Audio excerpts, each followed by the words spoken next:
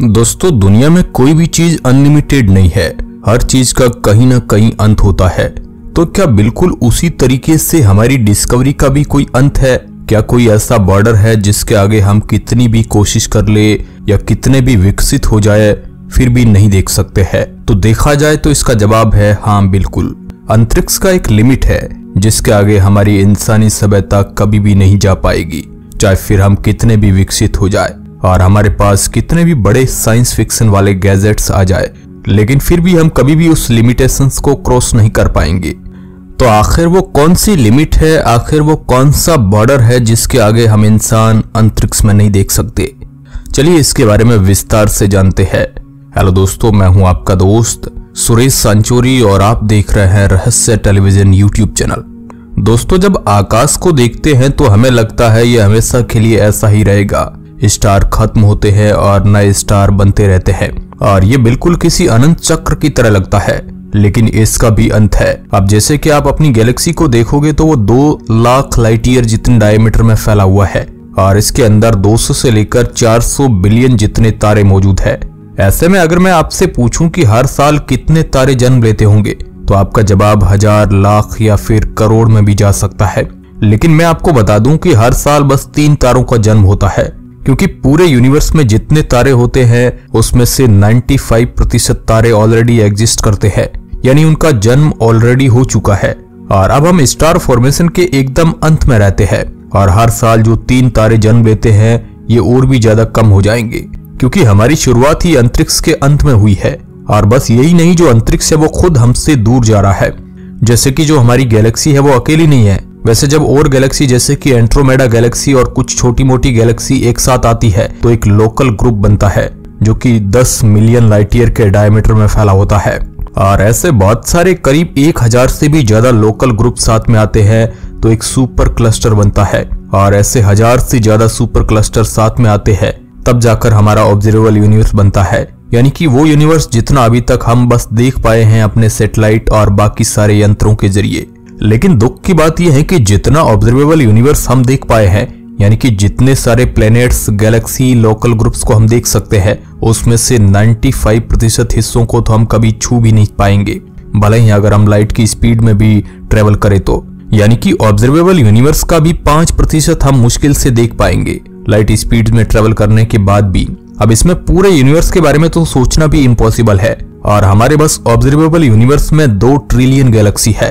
अब इतने सारे कंफ्यूजिंग नंबर को थोड़ी देर साइड में भी रखे तो एक सिंपल बात यह है कि हमारे पास एक बाउंड्री है और एक लिमिट है जिसे हम कभी भी क्रॉस नहीं कर सकते। और लाइट स्पीड जो कि फिलहाल तो हमारे लिए एक इमेजिनेशन है, उससे अचीव करने के बाद भी हम इन्हें कभी नहीं छू पाएंगे। ये सुनने में काफी डरावना लगता है कि कितने ज्यादा हम छोटे हैं, पर ये गैलेक्सी हमसे इतनी ज्यादा दूर क्यों है और हम इन तक कभी भी क्यों नहीं पहुंच पाएंगे? तो इसका कारण है यूनिवर्स की शुरुआत, यानी कि बिग बैंग। जब बिग बैंग हुआ था और बिग बैंग को हुए बहुत ही ज्यादा कम सेकंड हुए थे जिसे हम दर्शा भी नहीं सकते हैं, तब हमारा यूनिवर्स बहुत ही छोटा एनर्जी का गोला था, लेकिन ये पूरी तरीके से पैक नहीं था। इस गोले के अंदर कुछ जगह पर ज्यादा एनर्जी थी और कुछ जगह पर कम, यानी कि कुछ जगह पर यह गोला ज्यादा डेंस था और कुछ जगह पर नहीं। लेकिन जैसे ही एक्सपेंड हुआ तो ये डेंसिटी बिल्कुल उसी तरीके से रही, यानी कुछ जगह पर यह ज्यादा ही थी और कुछ जगह पर कम। और फिर धीरे धीरे ग्रेविटेशनल फोर्स अपना असर दिखाने लगा और सब चीजों को फिर से अपने पास खींचने लगा और ऐसे ही लोकल ग्रुप बने। पहले जैसे हमने आपको बताया कि कई गैलेक्सी मिलकर एक लोकल ग्रुप बनते हैं, तो ये लोकल ग्रुप ग्रेविटेशनल फोर्स की वजह से ही बने हैं और जहां पर ज्यादा डेंस एनर्जी थी वहां का लोकल ग्रुप ज्यादा बड़ा हो गया, यानी उसमें ज्यादा गैलेक्सी बन गई। लेकिन ये जो लोकल ग्रुप है इनके बीच काफी ज्यादा जगह है, इनके बीच एक एम्प्टीनेस, खाली जगह है जहां पर ग्रेविटेशनल फोर्स काम नहीं करता है। और जैसे कि आपको पता ही है कि यूनिवर्स अभी भी बढ़ रहा है और इसी वजह से ये सारे जो लोकल ग्रुप है ये एक दूसरे से दूर हो रहे हैं, क्योंकि हमारा यूनिवर्स अभी भी एक्सपेंड होता जा रहा है। ये एक्सपेंशन क्यों होता है इसके बारे में वैज्ञानिक पूरी तरह से समझ नहीं पाए हैं, जिस वजह से उन्होंने इस चीज का कारण डार्क मैटर को बताया है, जिसके बारे में हमने आपको इस चैनल पर कई बार बातें की है और इसके बारे में भी हम अलग से आपको एक वीडियो में कभी शुरुआत से समझाएंगे। लेकिन अभी आप बस इतना समझिए कि ये यूनिवर्स बढ़ता जा रहा है, वो भी बहुत ही ज्यादा तेजी से, और इसकी वजह से हमारे चारों ओर एक होराइजन बन चुका है और जो भी इस होराइजन्स के पार चली जाती है वो लाइट स्पीड से भी ज्यादा तेजी से ट्रेवल करके हमसे दूर जाने लगती है। जिस वजह से हम कभी भी उसके पार जाने का नहीं सोच सकते हैं। और अब तक हमने जितना ऑब्जर्वेबल यूनिवर्स बनाया है, यानी कि जहां तक हम देख सकते हैं, उसमें से 94% चीजें इस होराइजन के पार चली गई। इसलिए अब बस 6 से 7% ऐसी चीजें बनी हैं जहां तक पहुंचने की थोड़ी बहुत उम्मीदें कर सकते हैं। अब ऐसे में हो सकता है आप सोच रहे होंगे कि ये चीजें अगर होराइजन से इतनी ज्यादा दूर चली गई है तो फिर आखिर हम इसे देख क्यों नहीं सकते, और ये हमारे ऑब्जर्वेबल यूनिवर्स में क्यों है। दरअसल किसी भी चीज को हम तब देख पाते हैं जब उसकी रोशनी हमारी आंखों पर गिरती है, और माना कि रोशनी सबसे ज्यादा फास्टेस्ट है, लेकिन उसे भी एक जगह से दूसरी जगह पर पहुंचने में टाइम लगता है। ऐसे में इन ग्रहों ने या फिर इन गैलेक्सी ने जब रोशनी को निकाला था, वो अब जाकर हमारे पास पहुंची है, और ये गैलेक्सी हमसे लाखों करोड़ों साल दूर है। तो इन्होंने जब रोशनी भेजी होगी वो अब जाके हमारे पास पहुंची है, और अब तक ये जो ग्रह या फिर गैलेक्सी है वो कहाँ पहुंच गए होंगे, ये कैसे दिखते होंगे, और अब इनकी हालत क्या है, इसके बारे में हम कुछ भी नहीं जानते हैं। इसलिए हमें जो ऑब्जर्वेबल यूनिवर्स में चीजें दिखती है, उन्होंने अपनी रोशनी बिलियन ऑफ साल पहले रिफ्लेक्ट की थी, जो कि अभी हमें दिख रही है। लेकिन अब तक वो हमारे होराइजन से बाहर जा चुके हैं। लेकिन हमें पता चलता है कि अब तक हमारा यूनिवर्स बढ़ता जा रहा है, क्योंकि अभी भी हमें इनकी रोशनी दिख रही है। लेकिन एक टाइम आएगा जब हमें ये दिखना बंद हो जाएगा, क्योंकि आपको पता ही नहीं होगा, लेकिन हर एक सेकंड में हजारों तारे हमारे होराइजन के पार जाते हैं। जैसे कि अब तक आपने इस वीडियो को जितना देखा होगा, तब तक 10 करोड़ से भी ज्यादा तारे होराइजन को क्रॉस कर चुके होंगे, और उन तक हम कभी भी नहीं पहुंच सकते हैं। और ऐसे ही यूनिवर्स बढ़ता रहेगा और हमारी गैलेक्सी सब चीजों से दूर होती रहेगी। और इसके बाद एक टाइम ऐसा जरूर आएगा जब सारे ग्रह और सारे गैलेक्सीज हमारे होराइजन से बाहर चले जाएंगे, और उसके बाद हमें बस एक ही चीज दिखेगी, वो होगा अंधेरा।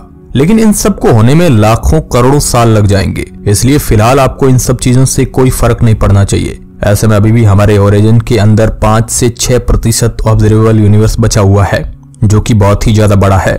और हो सकता है कि आपको काफी ज्यादा बुरा लगे, लेकिन इसको भी देख पाना हमारे बस की बात तो बिल्कुल भी नहीं है। इस 5-6% यूनिवर्स में भी कई लोकल ग्रुप है, और अगर किसी टाइप 3 सिविलाइजेशन जो कि लाइट स्पीड में ट्रेवल कर सकती है, वह भी अगर ये करना चाहे तो उसे 11 मिलियन साल से भी ज्यादा का समय लग जाएगा एक गैलेक्सी से दूसरी गैलेक्सी में जाना, वह भी दूसरी लोकल ग्रुप की। और उसके बाद ये जो सिविलाइजेशन है ये खुद इतनी ज्यादा अलग हो जाएगी कि खुद आपस में कांटेक्ट नहीं रख पाएगी, और एक समय आएगा जब ये भी एक दूसरे से दूर हो जाएंगे। और इन्होंने जो ये ट्रेवल किया है इसका कोई मतलब ही नहीं बनेगा। हमारी बात करें तो हम अगर हमारे ही लोकल ग्रुप में भी हमारे आसपास की कुछ गैलेक्सी हो या फिर बस हमारी गैलेक्सी से बाहर ट्रेवल करने में सक्सेसफुल रह जाए, तो ये भी हमारे लिए बहुत ही ज्यादा बड़ा सक्सेस होगा। अब तक तो हमारे सोलर सिस्टम से भी बाहर नहीं जा पाए हैं, और सोलर सिस्टम तो दूर की बात है, अब तक तो हम बस 2 ही प्लेनेट पर फिजिकली कदम रख पाए हैं, और ऐसे में ये बाकी सारी चीजें अभी भी हमसे दूर ही जा रही है। इसलिए एक वक्त आएगा जब हमारे ये जो लोकल ग्रुप है वह काफी सारी चीजों से इतना ज्यादा दूर हो जाएगा कि बस हमारा ही ग्रेविटेशनल फोर्स हमें बहुत ही करीब खींच लेगा, और हम एक मेगा गैलेक्सी बन जाएंगे जिसे थियोरेटिकली मिल्कड्रोमेडा नाम दिया गया है। और अब तक बाकी सारे लोकल ग्रुप और बाकी सारी दूर की गैलेक्सी हमसे इतनी ज्यादा दूर चली जाएगी कि ये जो गैलेक्सी है उसे छोड़कर हमें आसमान में काले अंधेरे के सिवाय कुछ नहीं दिखेगा। और ऐसे में अभी हमें जो चीजें पता है कि कैसे बिग बैंग बना, कैसे यूनिवर्स एक्सपेंड हो रहा है, वह तभी की जनरेशन को और तभी की सिविलाइजेशन को पता ही नहीं होगा अगर हम ये डाटा उन तक फॉरवर्ड नहीं कर पाए। और तो लाइकली ऐसा होता है कि हम इससे फॉरवर्ड नहीं कर पाएंगे, क्योंकि ये सब चीजें होने में करोड़ों साल लग जाएंगे, और इसलिए उनको तो ऐसा ही लगेगा कि पूरे यूनिवर्स में बस ये बड़ी वाली गैलेक्सी ही इकलौती चीज है, क्योंकि चाहे वह कितनी भी आगे क्यों ना देख ले, बाकी सारी चीजें ऑब्जर्वेबल यूनिवर्स से इतनी दूर चली गई होगी कि वह कभी भी उसे नहीं देख पाएंगे, और उन्हें लगेगा कि ये मिल्कोमेडा गैलेक्सी बस एक ग्रुप में आगे बढ़ती जा रही है। और अगर इस पर ध्यान दिया जाए तो हो सकता है करोड़ों साल के गैप की वजह से हमने भी कई सारी ऐसी चीजें खो दी है जो हमें यूनिवर्स के बारे में और भी कमाल की चीजें बता सकती थी। लेकिन ये सारी बातें हमारे लिए इमेजिनेशन में ही बस रह जाती है। फिलहाल तो हमें इंटर स्पेस ट्रेवल, दूसरे ग्रह पर जाना और वहां पर एक सभ्यता शुरू करना, यही हमारी सबसे बड़ी सक्सेस होगी, और इससे आगे शायद इंसानी सभ्यता कभी नहीं बढ़ पाएगी। ये बात कड़वी जरूर है लेकिन सच है। वीडियो के अंत तक बने रहने के लिए आपका बहुत बहुत धन्यवाद।